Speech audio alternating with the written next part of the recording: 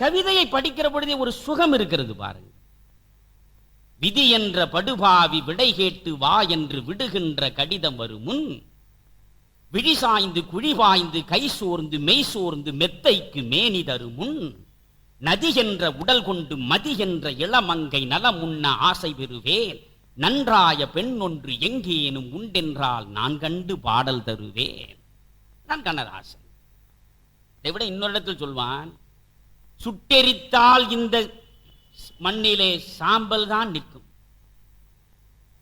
ஆனால் சுட்டெரித்தால் இந்த மண்ணில் சாம்பலாகிற வாழ்க்கையை நாம் வாழ்ந்து பார்க்க வேண்டும். பாடையில் உடல் வைத்து பன்னீர் தெளிப்பவர் பலவகை மலர் போடுவார். இப்படி அவனா சிந்தித்திருப்பானா பாருங்கள். பாடையில் உடல் வைத்து பன்னீர் தெளிப்பவர் பலவகை மலர் போடுவார். பாடைக்கு போகும் முன் பன்னீர் குடித்து நான் பலவகை மலர் சூடுவேன். ஆடையில் உடல் போர்த்தி 4 பேர் தூக்குவார், அழுவார்கள் சுற்றி வருவார். ஆடையும் 4 பேர் ஆசையும் கூட்டி நான் அதற்கு முன் அனுபவிப்பேன். தன்னுடைய ஆசையை, இன்ப நுகர்வை இப்படி எழுதியவன் அவன். இன்ப நுகர்வே இல்லாமல் மனிதன் வாழக்கூடாது, வாழலாகாது. பாரதிதாசன் சொல்வான், காதல் அடைதல் உயிர் இயற்கை. காதல் அடைதல் உயிர் இயற்கை. ஆனால் ஒன்று இங்கே கண்ணதாசன் ஒரு இடத்தில் சொல்கிறான், நிர்வாண மேனிதான் தர்க்க நியாயங்களை எதை சொன்னாலும் தர்க்க நியாயத்தின் அடிப்படையில் நிறுவுவதில் கண்ணதாசனுக்கு இணை அவனும் கிடையாது. நிர்வாண மேனிதான் இறைவன் கொடுத்ததே நிர்வாணம் இறுதியாகும். இறக்கும் பொழுதும் ஆடை இல்லை, இறக்கும் பொழுதும் ஆடை இல்லை. மீறி நீங்கள் பட்டாடையோடு பாடையில் வைத்து அனுப்பினால் வெட்டியானதை பிரித்தெடுத்து விடுவான். எனவே அவன் சொல்கிறான், நிர்வாணம் என்பது இறுதியாகும். நில்லாத பருவமே நிமலன் கொடுத்ததே நில்லாமை உறுதியாகும். இந்த உலகத்தில் எது நிலையானது? யாக்கை நிலையானதா? உயிர் நிலையானதா? பொருள் நிலையானதா? உறவு நிலையானதா? இளமை நிலையானதா? எதுவும் நிலையானதில்லை. நிர்வாண மேனிதான் இறைவன் கொடுத்ததே நிர்வாணம் இறுதியாகும். நில்லாத பருவமே நிமலன் கொடுத்ததே நில்லாமை உறுதியாகும். சர்வாங்கமெங்கனும் சாற்றை படைத்தவன் தத்துவம் இன்பமாகும். சரியாய் ரசிக்காத மனிதர்கள் வாழ்விலும் சாவுதான் நன்மையா. வாழ்வதை விட செத்து போ என்று சொல்கிறான். இது போன்று இன்பங்களை அனுபவிப்பதற்காக அவன் எழுதிய பாடல்கள் ஏராளமாக இருக்கின்றன. அந்த பாடல்களில் நாம் அதிகமாக கவனம் செலுத்த வேண்டியதில்லை. இப்பொழுது காதல் பாடல்கள் ஏராளமாக எழுதப்படுகின்றன. காதல் பாடல் என்றால் அது முழுக்க முழுக்க காம விகார வெளிப்பாடாகத்தான் இருக்கிறது. கண்ணதாசனும் எழுதினான்.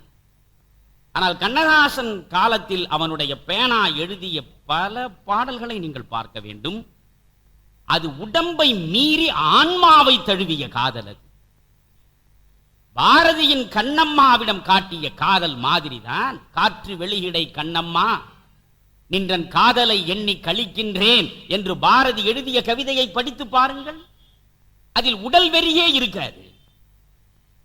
உள்ள கலப்பு தான் அங்கே தூக்கலாக நிற்கும்.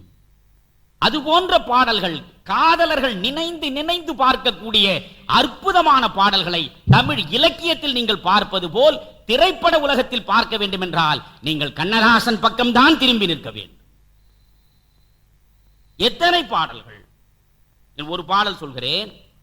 வானம்பாடி படம், அவனே எடுத்த படம். அது ஒவ்வொரு பாட்டும் அற்புதம். அதில் கங்கை கரை தோட்டம், அந்த பாட்டை நீங்கள் கேட்டிருப்பீர்கள். அந்த பாடலில் ஒரு இடத்தில் சொல்வாள், கண்ணன் முகம் கண்ட கண்கள் மன்னர் முகம் காண்பதில்லை, கண்ணனுக்கு தந்த உள்ளம் இன்னொருவர் கொள்வதில்லை.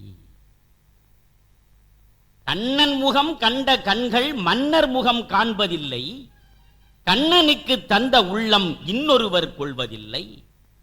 இந்த பாடலை நான் படிக்கிற பொழுதெல்லாம் எற்றைக்கும் ஏழேழ் பிறவிக்கும் உன்றனோடு உற்றோமேயாவோம், உமக்கே நாம் ஆட்செய்வோம், மற்ற இனம் காமங்கள் மாற்றேலோர் எம்பாவாய் என்ற ஆண்டாளின் பாடல்தான் கண்முன்னாலே வந்து நிற்கிறது.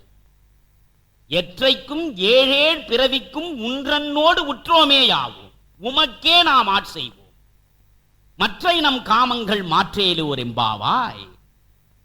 இது திருப்பாவையில். அதே போல் மணிவாசகர் தானே பெண்ணாக உருகி இறைவனோடு இரண்டர கலக்க நினைத்து பாடிய திருவம்பாவையை நீங்கள் பார்த்தால், எம் கொங்கை நின் அன்பர் அல்லர் தோள் சேரற்க, எம் கொங்கை நின் அன்பர் அல்லர் தோள் சேரற்க, என் கை உமக்கல்லாது எப்பணியும் செய்யற்க.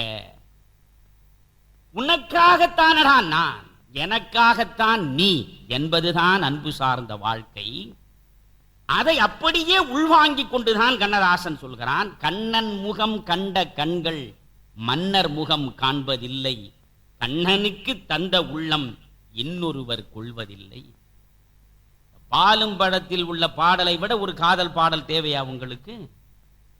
நான் பேச நினைப்பதெல்லாம் நீ பேச வேண்டும், நாளோடும் பொழுதோடும் உறவாட வேண்டும், நான் காணும் உலகங்கள் நீ காண வேண்டும், நீ காணும் பொருள் யாவும் நானாக வேண்டும். நான் காணும் உலகங்கள் நீ காண வேண்டும், நீ காணும் பொருள் யாவும் நானாக வேண்டும். இதில் எங்கே உடம்பு இருக்கிறது? உடம்பு பற்றிய ஒரு செய்தி, ஒரு எழுத்து, ஒரு சொல் இதில் இருக்கிறதா? இதுதான் ஆன்ம தபஸ், இதுதான் காதல் தவம், இதுதான் காதலை இறைமைக்கு நிலை, இறைமையோடு கொண்டு போய் காதலை சேர்க்கிற இடம் இது. கண்ணதாசன் எழுதிய காதல் பாடல்களிலேயே எனக்கு மிக மிக மிக பிடித்த பாடல், என் வாழ்வில் என்னுள்ளே மிகப்பெரிய பாதிப்பை ஏற்படுத்திய பாடல், நான் அதை அடிமனத்தின் சுவடுகளில் கூட எழுதியிருக்கிறேன். உலகத்தின் எந்த திரைப்படத்திலும் அப்படி ஒரு பாடல் வந்திருக்க முடியாது, ஏன் எந்த இலக்கியத்திலும் கூட அவ்வளவு எளிதாக இப்படி ஒரு கருத்து வர முடியாது. உன்னை காணாத கண்ணும் கண்ணல்ல, உன்னை எண்ணாத நெஞ்சும் நெஞ்சல்ல, நீ சொல்லாத சொல்லும் சொல்லல்ல, நீ இல்லாத நானும் நானல்ல. 4 வரியை பார். அங்கே காமம் இருக்கிறதா? உன்னை காணாத கண்ணும் கண்ணல்ல, உன்னை எண்ணாத நெஞ்சும் நெஞ்சல்ல, நீ சொல்லாத சொல்லும் சொல்லல்ல, நீ இல்லாத நானும் நானல்ல. இங்கு நீ ஒரு பாதி, நான் ஒரு பாதி, இதில் யார் பிரிந்தாலும் வேதனை பாதி. என்ன பாடல்? ஒரு சினிமா பாடல். இங்கு நீ ஒரு பாதி, நான் ஒரு பாதி, இதில் யார் பிரிந்தாலும் வேதனை பாதி.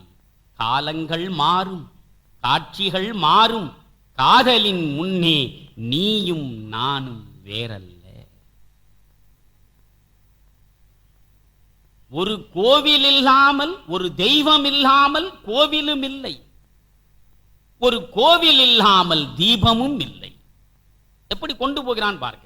ஒரு தெய்வம் இல்லாமல் கோவிலும் இல்லை, ஒரு கோவில் இல்லாமல் தீபமும் இல்லை, நீ எந்தன் கோவில், நான் அங்கு தீபம், தெய்வத்தின் முன்னே நீயும் நானும் வேறல்ல. இதுதான் கண்ணதாசன். அதுதான் கருவாட்டு சந்தையில் விண்மீனை விற்றவன் அவன். வானத்து விண்மீனை மண்ணிலே கொண்டு வந்து விற்றவன் அவன். அந்த காதலிலே கூட காமம் இல்லை. கணவனை பிள்ளையாக பார்க்கிறாள். எந்தன் மேனியில் உன்னை பிள்ளையைப் போலே நான் வாரி அணைப்பேன் ஆசையினாலே. இங்கு நீ தருவாயோ நான் தருவேனோ, யார் தந்த போதும் நீயும் நானும் வேறல்ல. என்ன பாடல்! உலகத்தின் எல்லா மொழிகளிலும் மொழிபெயர்க்கப்பட வேண்டிய பாடல் அது என்பது என்னுடைய கருத்து. ஆலயமணியில் சிவாஜி கணேசன் நாற்காலில் உட்கார்ந்து கொண்டிருப்பார், பின்னாலே சரோஜா தேவி தள்ளி கொண்டு வருவார். அதெல்லாம் எப்படிப்பட்ட பொற்காலம் நண்பர்களே! விஸ்வநாதன் ராமமூர்த்தி கண்ணதாசன், கேவி மகாதேவன் கண்ணதாசன். பொற்காலம் அது. இப்பொழுது கற்காலத்திலே தான் இவர்கள் தெரிந்து கொண்டிருக்கிறார்கள். இந்த இளைஞர்களுக்கு என்ன தெரியும்? நடிகர்கள் என்று எடுத்துக்கொள்ளுங்கள். சிவாஜி மட்டும் தானா? ஒரு ரங்காராவ் மாதிரி இன்றைக்கு ஒரு ஆளை காட்ட முடியுமா? ஒரு பாலையா மாதிரி ஒரு மனிதனை நீங்கள் நடிக்க தில்லானா மோகனாம்பாலை திரும்ப எடுப்பதாக வைத்துக் கொள்ளுங்கள்.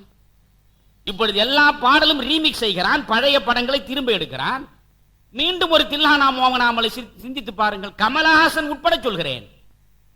சண்முக சுந்தரமாக உங்களால் நினைந்து பார்க்க முடியுமா? சிவாஜி கணேசன், சரி, சிவாஜி கணேசன் மாதிரி கமலஹாசன் நடித்து விட கூடும். ஆனால் பாலையா மாதிரி ஒருவன் பிறக்க வேண்டும். பாலையா, எஸ்.வி. ரங்காராவ், எஸ்.வி. சுப்பையா, நாகையா, சகஸ்ரநாமம், எப்படிப்பட்ட நடிகர்கள் இருந்த காலம் அது. இன்றைக்கு பார்த்தால் வாஜி வாஜி சிவாஜி என்று சொன்னால் அதுக்கு கோடிக்கணக்கிலே கொள்ளை போகிறது இந்த நாட்டில். இந்த பாடல்களில் நண்பர்களே, அதில் சிவாஜி கணேசன் ஆலய மணியில் வருவார். டிஎம்எஸ் உடைய குரல் அது ஒன்று. டிஎம்எஸ், சுசீலா.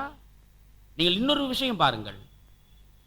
அப்பொழுது டிஎம்எஸ் பாடினார், சீர்காழி கோவிந்தராஜன் பாடினார், சி.எஸ். ஜெயராமன் பாடினார், நண்பர்களே திருச்சி லோகநாதன் பாடினார், ஏ.எம். ராஜா பாடினார், பிபிஎஸும் பின்னாலே பாடினார்.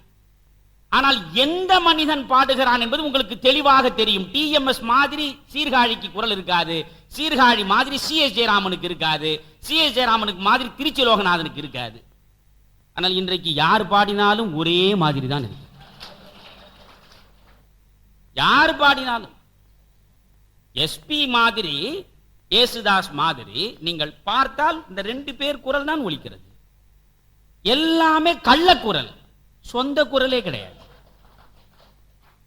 ஆனால் டிஎம்எஸ் பாடுவார், வாய் விட்டு பாடும். பொன்னை விரும்பும் பூமியிலே என்னை விரும்பும் ஓர் உயிரே. இந்த பல்லவியை பாருங்கள். பொன்னை விரும்பும் பூமியிலே என்னை விரும்பும் ஓர் உயிரே. அழகான பாடல். ஆயிரம் மலரில் ஒரு மலர் நீயே, ஆலய மணியின் இன்னிசை நீயே, தாய்மை எனக்கே தந்தவள் நீயே, தங்க கோபுரம் போல வந்தாயே. ஒரு வரி வரியாய் பாருங்கள். எந்த பாடலிலும் நான் சொல்கிறேன், கண்ணதாசனுடைய இந்த பாடல்களில் காமமே பார்க்க முடியாது. ஆனால் இன்றைக்கு காமத்தை தவிர வேறு எதையும் பார்க்க முடியாது. இதுதான் வித்தியாசம். காதல் பாடல்கள் நீங்கள் எடுத்துக்கொண்டால் மிக மிக எனக்கு பிடித்த ஒரு பாடல். என்ன பாட்டு அது? தமிழ் சமுதாயத்தின் பெண் மக்களுடைய பண்பாட்டு முத்திரை அழுத்தமாக விழுந்த பாட்டல்லவா அது. நீண்ட காலம் தலைவனை பிரிந்து பிறகு அவனை பார்க்கக்கூடிய ஒரு சூழல் கனிந்து இணைய இருக்கிறோம் என்கிற இன்பத்தில் எழுகிற பாடல். காதல் சிறகை காற்றினில் விரித்து வான வீதியில் பறக்கவா. காதல் சிறகை காற்றினில் விரித்து வான வீதியில் பறக்கவா, கண்ணில் நிறைந்த கணவனின் மார்பில் கண்ணீர் கடலில் குளிக்கவா. வள்ளுவனே எழுதவில்லையடா. வள்ளுவன் கூட என்ன சொன்னான்? வாய் சொற்கள் என்ன பயனும் இல்லை என்றான். அங்கே பேச்சுக்கு இடமில்லை என்றுதான் சொன்னான். ஆனால் இங்கே என்ன சொல்கிறான்? கண்ணில் நிறைந்த கணவனின் மார்பில் கண்ணீர் கடலில் குளிக்கவா. அந்த பாடல் முழுவதையும், ஒவ்வொரு பாட்டையும் முழுவதுமாக நான் சொல்லிக் கொண்டே போனால் இது மாத கணக்கிலே நடக்க வேண்டிய கூட்டமாக மாறிவிடும். அற்புதமான இந்த பாடல். பிரிந்தவர் மீண்டும் சேர்ந்தால் கொஞ்சம் அழுவது, பிரிந்தவர் மீண்டும் சேர்ந்தால் அழுவது நிம்மதி, பேச மறந்து சிலையாய் இருந்தால் அதுதான் ஆண்டவன் சன்னதி. பிரிந்தவர் இணைந்தால் பேச வேண்டியதில்லை. ஆனால் இவ்வளவு காலம் பிரிந்திருந்த சோகம் இருக்கிறதே, அந்த கனம் இருக்கிறதே, அந்த கனத்தை இதயத்திலே இருந்து இறக்கி வைக்க வேண்டும் என்றால் என்ன செய்ய வேண்டும்? கண்ணீர் விட வேண்டும். பிரிந்தவர் மீண்டும் சேர்ந்திடும் போது அழுதால் கொஞ்சம் நிம்மதி, பேச மறந்து சிலையாய் இருந்தால் அதுதான் ஆண்டவன் சன்னதி. காதலை இறைமைக்கு கொண்டு போய் நிறுத்துகிற பாடல்கள் தான் கண்ணதாசன் கொடுத்தது என்று. நினைக்க தெரிந்த மனமே உனக்கு மறக்க தெரியாதா, பழகத் தெரிந்த உயிரே உனக்கு விலகத் தெரியாதா. நினைந்து நினைந்து நொந்து போனவனுக்கு தான் அது புரியும். நினைக்க தெரிந்த மனமே உனக்கு மறக்க தெரியாதா. 20 வயதில் காதலில் தோற்றிருப்பான், 80 வயதில் சாகிற போது கூட அவளை சிந்தித்துக் கொண்டிருப்பான். நண்பர்களே, காதலினுடைய மிகப்பெரிய சிறப்பு என்ன தெரியுமா? அது தரும் வலிதான்.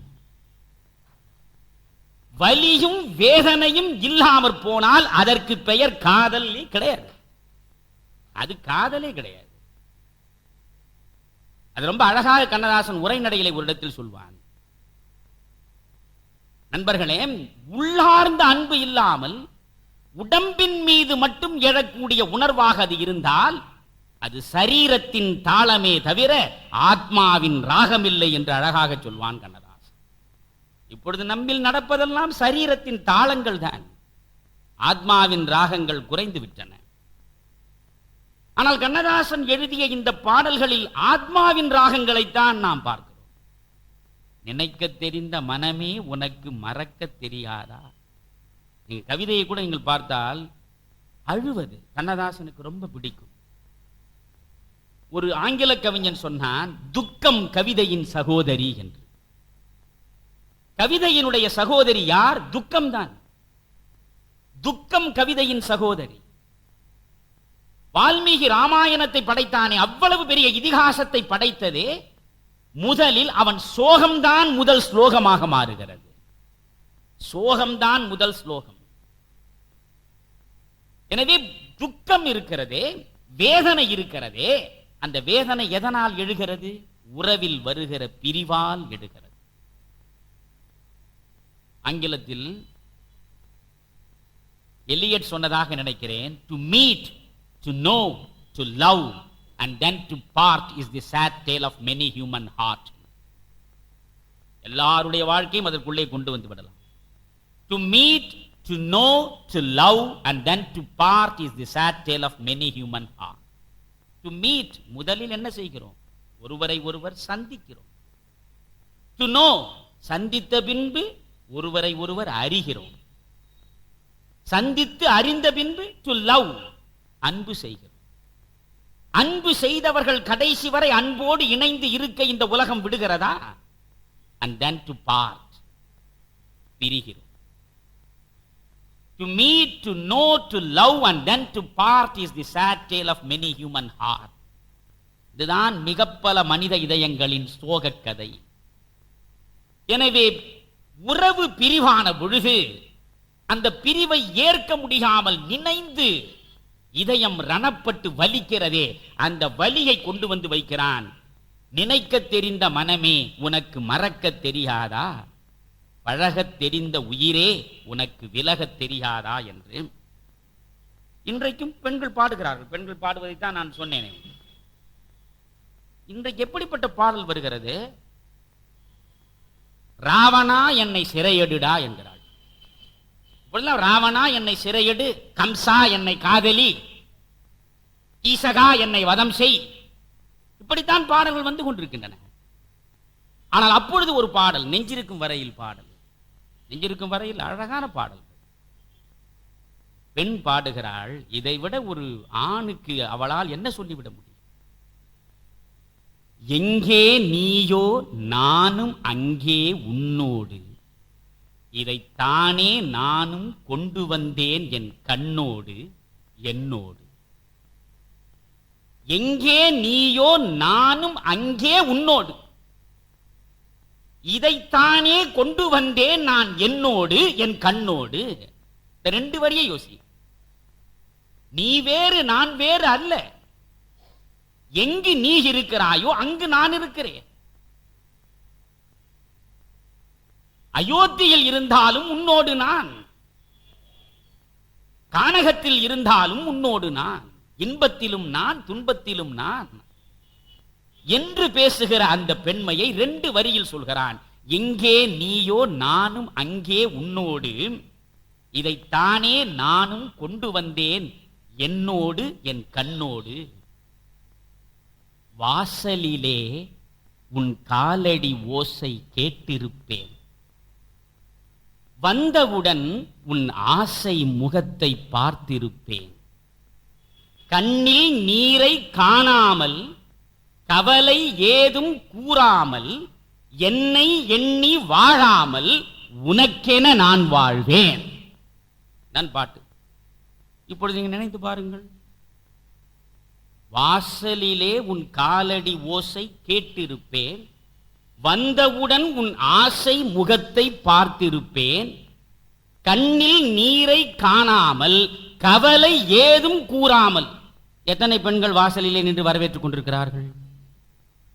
உள்ளே நுழையும் பொழுதே ஒரு பிரச்சனையோடுதான் ஒரு பெண் ஆணை வரவேற்கிறாள். வந்து விட்டீர்களா, இன்றைக்கு என்ன நடந்தது தெரியுமா, இந்த நேரத்தில் நீங்கள் இல்லாமற் போனீர்களே, உடனே ஒரு யுத்தகாண்டம் தொடங்கும், ஒரு பிரச்சனை பூக்கும். ஆனால் எப்படி வரவேற்க வேண்டும்? ஒரு ஆண் வருகிற பொழுது ஒரு பெண் எப்படி வரவேற்க வேண்டும்? அது பெண் வருகிற பொழுதும் ஆண் அப்படி வரவேற்க வேண்டும். இப்பொழுது ஆண் வீட்டுக்குள்ளே இருந்து பெண் வேலைக்கு போவதாக வைத்துக் கொள்ளுங்கள். ஆண் என்ன செய்ய வேண்டும்? வாசலிலே உன் காலடி ஓசை கேட்டிருப்பேன், வந்தவுடன் உன் ஆசை முகத்தை பார்த்திருப்பேன். கண்ணில் நீரை காணாமல் கவலை ஏதும் கூறாமல் என்னை எண்ணி வாழாமல் உனக்கென நான் வாழ்வேன். அப்படி ஒரு ஆணும் அப்படி ஒரு பெண்ணும் வாழ்ந்தால் விவாகரத்துக்கு வழி உண்டா? யோசியுங்கள். இந்த பாடலை கேட்கிற பொழுது ஒரு ஆணுக்குள்ளும் ஒரு பெண்ணுக்குள்ளும் ஏற்படக்கூடிய பாதிப்பை யோசியுங்கள். சென்னையில் பொது மருத்துவமனையில் கூடுகிற கூட்டத்தை விட, நான் அடிக்கடி சொல்வேன், சென்ட்ரல் ரயில் நிலையத்திற்கு எதிரே இருப்பது கவர்மெண்ட் ஹாஸ்பிட்டல், ஜெனரல் ஹாஸ்பிட்டல். அதிலே போனால் நீங்கள் ஓபி வார்டு என்று போட்டிருப்பான், புறநோயாளிகள் சிகிச்சை பெறும் பிரிவு என்று. புறநோயாளிகள் சிகிச்சை பெறும் அந்த பிரிவில் இருக்கிற கூட்டத்தை விட அதிகமான கூட்டம் சென்னை உயர்நீதிமன்றத்தில் குடும்ப வழக்கு நடக்கக்கூடிய இடத்திற்கு முன்னாலே கூடி கிடக்கிறது. ஏன்? யாருக்கும் சகிப்புத்தன்மை இல்லை. யாரும் தன்னை எண்ணி வாழாமல் உன்னை எண்ணி வாழ்வேன் என்ற உணர்வு இல்லை. அவரவர் தன்னை எண்ணி வாழ்வதுதான் வாழ்க்கை என்று ஆகிவிட்டது. ஆனால் கண்ணதாசன் அழகாக சொல்கிறார், எங்கே நீயோ நானும் அங்கே உன்னோடு, இதைத்தானே நானும் கொண்டு வந்தேன் என் கண்ணோடு. வாசலிலே உன் காலடி ஓசை கேட்டிருப்பேன், வந்தவுடன் உன் ஆசை முகத்தை பார்த்திருப்பேன். கண்ணில் நீரை காணாமல் கவலை ஏதும் கூறாமல் என்னை எண்ணி வாழாமல் உனக்கென நான் வாழ்வேன். மென்மையான காதல் உணர்வை சொல்வதற்கு இதைவிட ஒரு பாட்டு வேண்டுமா? ஓர் ஆயிரம் பார்வையிலே. நானெல்லாம் கல்லூரியில் படிக்கிற பொழுது எங்கள் அனைவருக்கும் அதுதான் தேசிய கீதம். அதை பாடாதவன் எவனும் கிடையாது. அதை பாடிக்கொண்டு யார் பின்னாலாவது ஓடிக்கொண்டே இருந்ததுதான் அப்பொழுது எல்லாருடைய வாடிக்கையாக இருந்தது. அது ஒரு இந்தி பாட்டு. அது இந்த இந்தி பாட்டின் தழுவல். அது நான் அந்த இந்தி பாட்டினுடைய இந்தி நண்பர்களிடம் இதே கருத்தை தான் அந்த பாடல் சொல்றானா? இல்லை. அதுதான் கண்ணதாசன். அந்த மெட்டை அவன் எடுத்துக்கொள்கிறான். இந்த மெட்டில் இவன் கொடுக்கிறான் கருத்தை. ஓர் ஆயிரம் பார்வையிலே உன் பார்வையை நான் அறிவேன், உன் காலடி ஓசையிலே உன் காதலை நான் அறிவேன். அதுதானடா காதல். 1000 கன்றுகளுக்கு இடையேயும் ஒரு பசு தன் சொந்த கன்றை தானாக இனம் காணும். 1000 பிள்ளைகளுக்கு இடையேயும் ஒரு தாய் தான் ஈன்ற பிள்ளையை தானாக இனம் காண்பாள். அப்படித்தான் உன் காலடி ஓசையிலே உன் காதலை நான் அறிவேன். இந்த ஆற்றினில் ஓடுகின்றேன், இந்த காற்றினில் நான் கலந்தேன், உன் கண்களை தழுவுகிறேன். அதில் ஒரு அழகு இருக்கிறது. அவள் காதலி, அவள் அங்கம் முழுவதையும் இவன் உரிமையோடு தழுவி இருக்கிறான். ஆனாலும் இவன் கை தழுவாத இடம் ஒன்று உண்டு அவள் உடம்பில். அது என்ன என்றால் அவளுடைய கண். கண்ணில் கை வைக்க முடியாது. அப்படி கொண்டு போகும்பொழுது இமை மூடிக்கொள்ளும். அதனால் இவன் என்ன சொல்கிறான், உன் எல்லா அங்கங்களையும் நான் தழுவி இருக்கிறேன், இந்த கண்ணை மட்டும் நான் தழுவாமல் போய்விட்டேன். அப்படி தழுவாமல் போக எனக்கு சம்மதம் இல்லை. இதோ காற்றாக மாறுகிறேன், இந்த காற்றினில் நான் வருவேன் உன் கண்களை தழுவுவதற்கு என்று. அப்பொழுதுதான் அவனுள் அவள் அவளுள் அவன் என்கிற பூரணத்துவம் வந்து சேர்ந்து விடுகிறது. அதற்கு இதுவரை இந்த இடம் தடையாக இருக்கிறது என்பதால் இந்த காற்றினில் நான் கலந்தேன், உன் கண்களை தழுவுகிறேன் என்று பாடல். இப்படி எவ்வளவோ பாடல். சரி, காதலில் வெற்றி பெறுவதற்கு பாட்டு. எல்லாருக்கும் பாட்டு கொடுத்தவன் தானே கண்ணதாசன். சிற்பி தான் அழகாக ஒரு இடத்தில் சொல்வார். பொள்ளாச்சியில் இருக்கிற கவிஞர் சிற்பி கண்ணதாசனை பற்றி எழுதுகிற பொழுது, ஆடவும் பாட்டு, கூடவும் பாட்டு, அழுதிடவும் பாட்டு, வீடு வரை பாட்டு, சுடுகாடு வரை பாட்டு, ஏன் கடைசி வரை உன் பாட்டு தானடா என்று. நீங்கள் உங்கள் வாழ்வில் எந்த நிலையில் நீங்கள் நின்றாலும் அந்த நிலைக்கு பொருத்தமாக ஒரு பாட்டு கண்ணதாசனும் இருக்கும். காதலிலேயே தோற்று விடுகிறான். காதலில் தோற்றவர்களுக்காக அவன் எழுதாத பாடலா?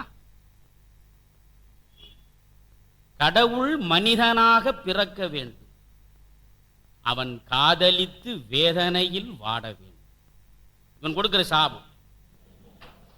கடவுள் மனிதனாக பிறக்க வேண்டும், அவன் காதலித்து வேதனையில் வாட வேண்டும். பெண் என்றால் என்னவென்று உணர வேண்டும். யார் பெண், அந்த பெண்ணால் என்ன நடக்கிறது என்று மேலே இருந்து கொண்டு நீ பார்க்கிறாயா? வா கீழே.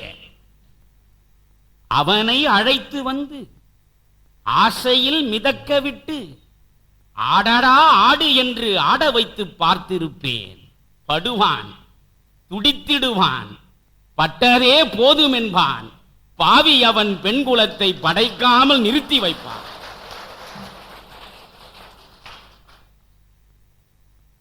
இப்படி உங்களுக்காக எழுதிவிட்டால் பெண்களுக்காக எழுதாமல் இருப்பானா?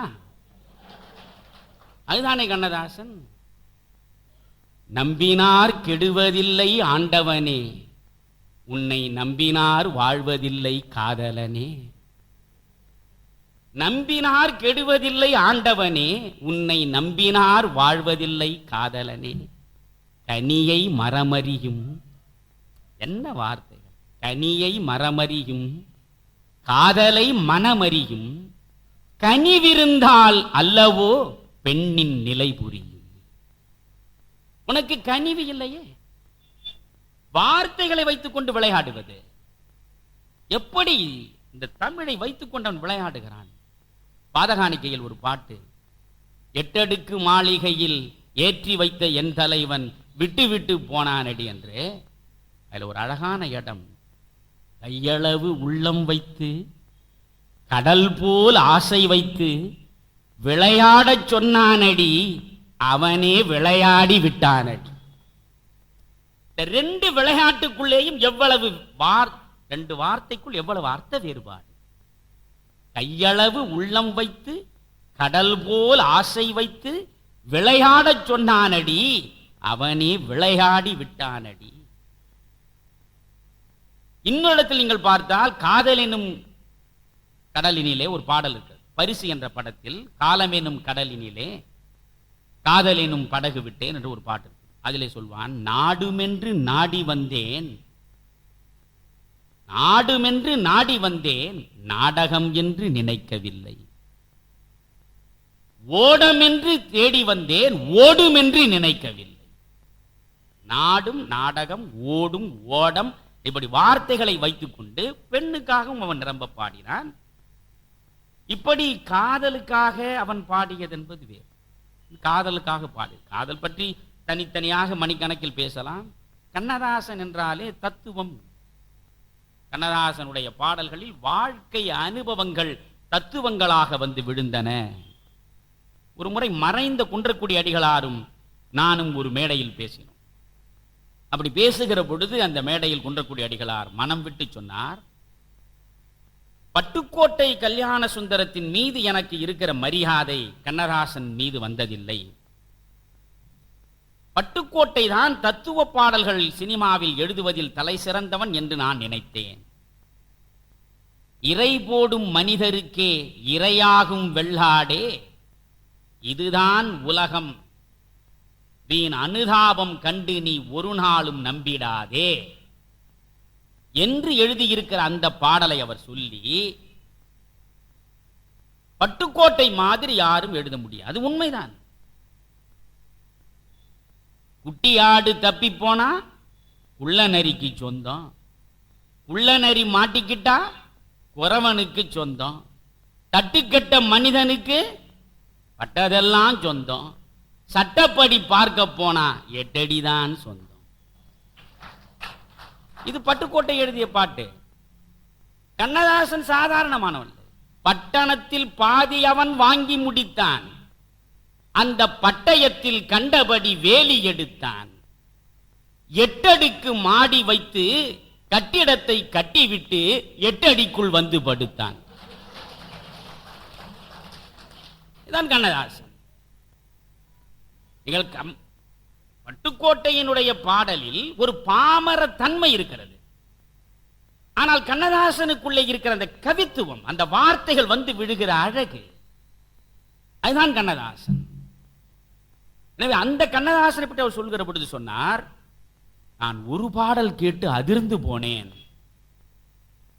கண்ணதாசன் உண்மையிலேயே தத்துவ பாடல்கள் தலை சிறந்தவன் என்று இந்த ஒரு பாடல் தான் எனக்கு உணர்த்தியது என்றார்.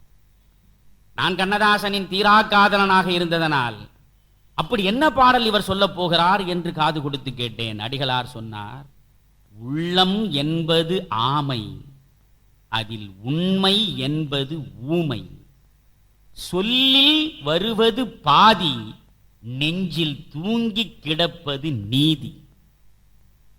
எவ்வளவு பெரிய தத்துவம் தெரியுமா அது? இதிலிருந்து என்ன தெரிகிறது? எவனும் முழு உண்மையை வாய் வழியாக வழங்குவது கிடையாது.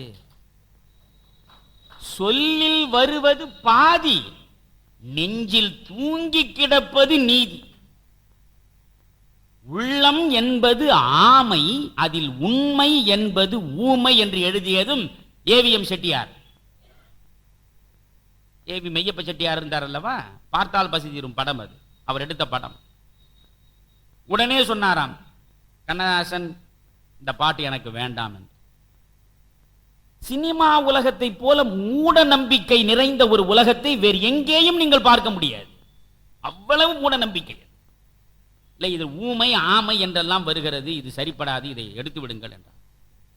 இல்லை, இந்த சூழலுக்கு இந்த வரிதான் சிறப்பாக இருக்கும் என்று போராடி அவர் போட்டதாக எம்.எஸ். விஸ்வநாதன் சொல்ல கேட்டேன்.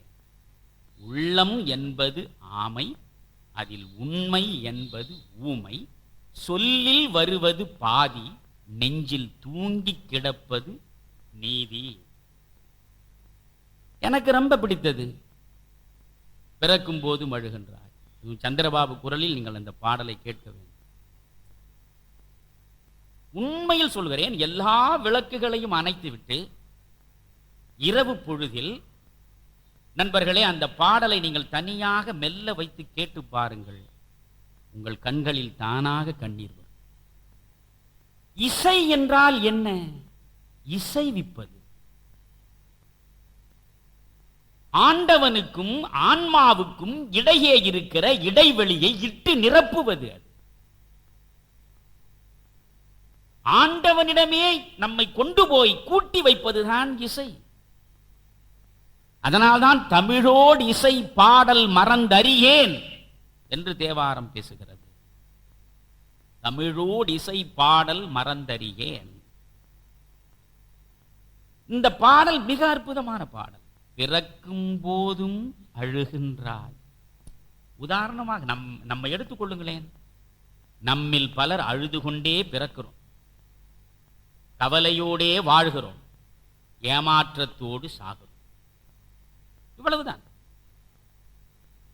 அழுது கொண்டே பிறக்கிறோம், 1000 கவலைகளில் வாழ்கிறோம், ஏமாற்றத்தோடு போய் சேருகிறோம்.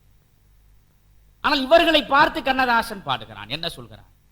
அருமையா, இதெல்லாம் சினிமா பாட்டு என்பதுதான் சிறப்பு. பிறக்கும் போதும் அழுகின்றாய், இறக்கும் போதும் அழுகின்றாய், ஒரு நாளேனும் கவலையில்லாமல் சிரிக்க மறந்தாய் மானிடனே.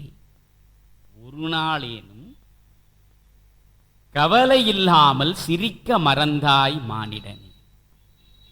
இரவின் கண்ணீர் பனித்துளி என்பார், முகிலின் கண்ணீர் மழையெனச் சொல்வார். இயற்கை அழுதால் உலகம் செழிக்கும், மனிதன் அழுதால் இயற்கை சிரிக்கும். என்ன நயம் பாருங்க, என்ன கற்பனை.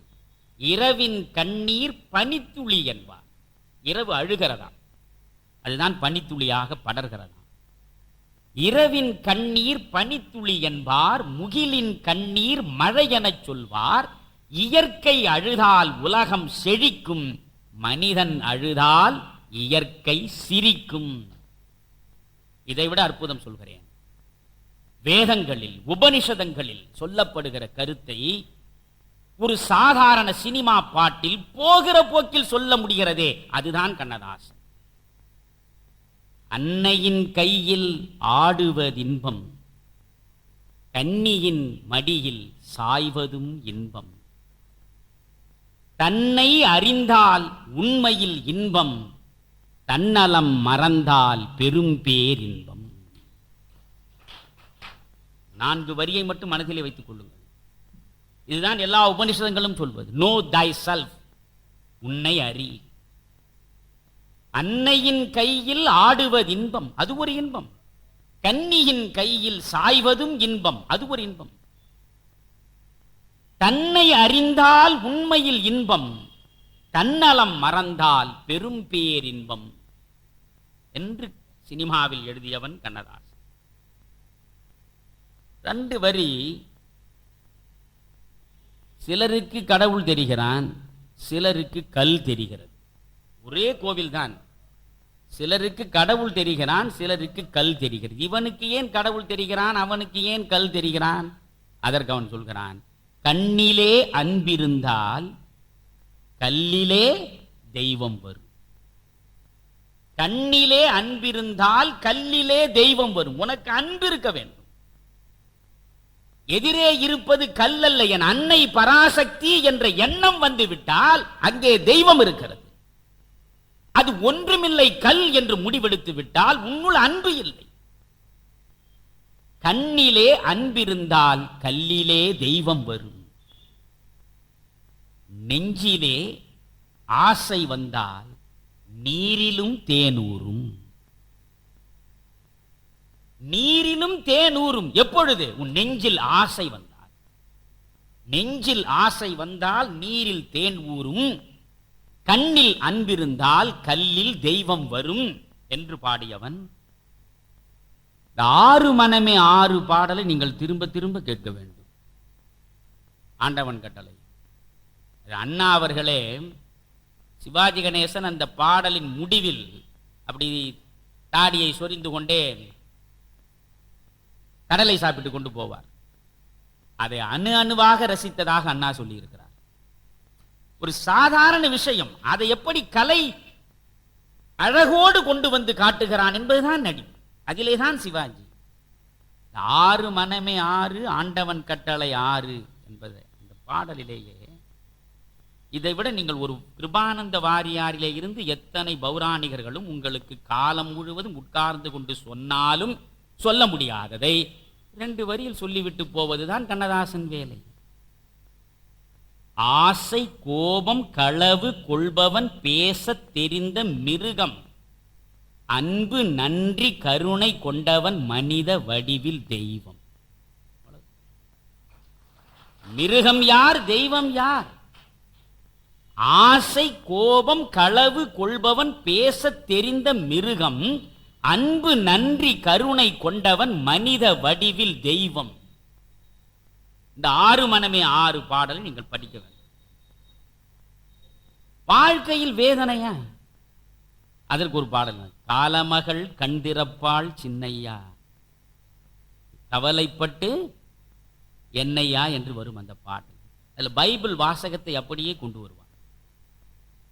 எவ்வளவு நீங்கள் கவலைப்பட்டாலும் உங்கள் தலை முடியில் ஒரு அங்குலத்தை கூட உங்களாலே உயர்த்த முடியாது என்று பைபிள் பேசும். சொல்கிறான், சின்ன சின்ன துன்பமெல்லாம் எண்ண எண்ண கூடுமடா. துன்பத்தை நீ நினைப்பதனால் அது குறையும் என்றால் நினை. நினைக்க நினைக்க கூடுவதுதானே துன்பம். சின்ன சின்ன துன்பமெல்லாம் எண்ண எண்ண கூடுமடா, ஆவதெல்லாம் ஆகட்டுமே அமைதி கொள்ளடா. ஒரு பொழுதில் இன்பம் வரும், மறுபொழுதில் துன்பம் வரும், இருளினிலும் ஒளி தெரியும். அந்த நம்பிக்கை எப்படி கொடுக்கிறான் என்று பார்க்க வேண்டும். இது மாதிரி நிறைய தத்துவ பாடல்களை பற்றி பேசினால் பேசிக்கொண்டே போனால் போகட்டும், போடா விடவா. ஒரு செட்டியாரிக்க உரிய வியாபாரிக்க உரிய பார்வை அல்லவா அது? நீ வாழ்க்கையை இதுவரை சங்ககாலம் தொட்டு இன்று வரை இப்படி எவனாவது பார்த்தானா? போனால் போகட்டும் போடா, இந்த பூமியில் நிலையாய் வாழ்ந்தவர் யாரடா சொல்னதோடு என்ன சொல்கிறான்? வாழ்க்கை என்பது வியாபாரம், வரும் ஜனனம் என்பது வரவாகும், மரணம் என்பது செலவாகும். எவ்வளவு அழகாக ஒரு வியாபாரமாக காட்டுகிறான் வாழ்க்கை. போனால் போகட்டும் போடா, இந்த பூமியில் நிலையாய் வாழ்ந்தவர் யாரடா. ஒரு அழகு என்ன தெரியுமா? வந்தவர் எல்லாம் தங்கிவிட்டால் இந்த மண்ணில் நமக்கே இடமேது. வந்தவன் பூரா உட்கார்ந்து இருந்தா நாம் உட்கார முடியுமா?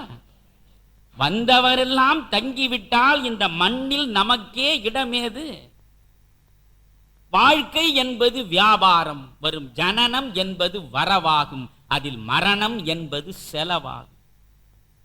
எவ்வளவு அழகாக அவனாலே சொல்ல முடிகிறது. நீ ஏன் உன்னை அழைக்கிறான்? இரவல் தந்தவன் கேட்கின்றான், அவன் இல்லை என்றால் விடுவானா? இரவல் தந்தவன் கேட்கின்றான், இல்லை என்றால் அவன் விடுவானா? உறவை சொல்லி அழுவதனாலே உயிரை மீண்டும் தருவானா? எப்படி வார்த்தை வந்து விழுகிறது பார்க்க வேண்டும். இதற்கு பிரசவ வேதனையே தேவை கிடையாது. இயல்பாய் அப்படியே வந்து சரஞ்சரமாய் வந்து விழுகிற வரம் பெற்றவன் அவன். எவ்வளவு அழகான பாடல் அது. இந்த கோட்டைக்கு போனால் திரும்பாது, எந்த கோர்ட்டுக்கு போனாலும் ஜெயிக்காது. அப்படியானால் இந்த மரணம் என்பது மனித வாழ்வில் தவிர்க்க முடியாதது. எனவே அது குறித்து நீ கவலைப்படாதே என்பதுதான் அங்கே இருப்பது. நான் அடிக்கடி சொல்வேன், நெப்போலியன் சொன்னதை, சாவு குறித்து நான் சஞ்சலப்படுவதே கிடையாது. ஏன் தெரியுமா? நான் இருக்கும் வரை சாவு என்னிடம் வராது, சாவு வருகிற பொழுது நான் இருக்க மாட்டேன். எப்பொழுதும் ஒருவரை ஒருவர் சந்திக்க போவதே கிடையாது.